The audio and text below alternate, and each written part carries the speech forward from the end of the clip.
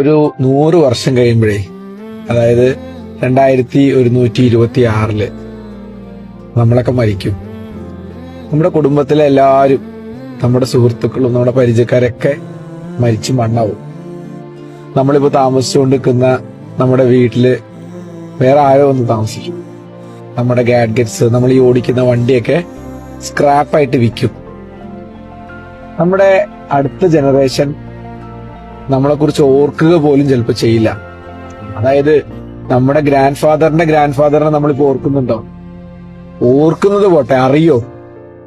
അപ്പോ ഒരു 30-40 വർഷം കഴിഞ്ഞാല് നമ്മുടെ അടുത്ത തലമുറ നമ്മൾ എത്ര പേര് ഓർത്തിരിക്കും? നമ്മുടെ ഈ എടുക്കുന്ന ഫോട്ടോസും ഈ വീഡിയോ അടക്കം ആര് കാണും? ഈ മൊമെന്റില് എനിക്ക് ചോദിക്കാനുള്ളൊരു ചോദ്യം, നമ്മൾ ഇന്ന് അലട്ടുന്ന 95% പ്രശ്നങ്ങളും സത്യത്തിൽ പ്രശ്നങ്ങളാണോ? ഒന്ന് ആലോചിച്ച് നോക്കിയത്. എനിക്ക് ഒറ്റ പോയിന്റേ പറയാനുള്ളൂ. അടുത്ത 5 വർഷത്തിന് മുകളിലേക്ക് ഇപ്പൊ നിങ്ങൾ അലട്ടുന്ന പ്രശ്നം യഥാർത്ഥത്തിൽ നിങ്ങളെ ബാധിക്കുന്നില്ലെങ്കിൽ ഒരു 5 മിനിറ്റ് പോലും നിങ്ങൾ അതിന് സമയം കൊടുക്കരുത്.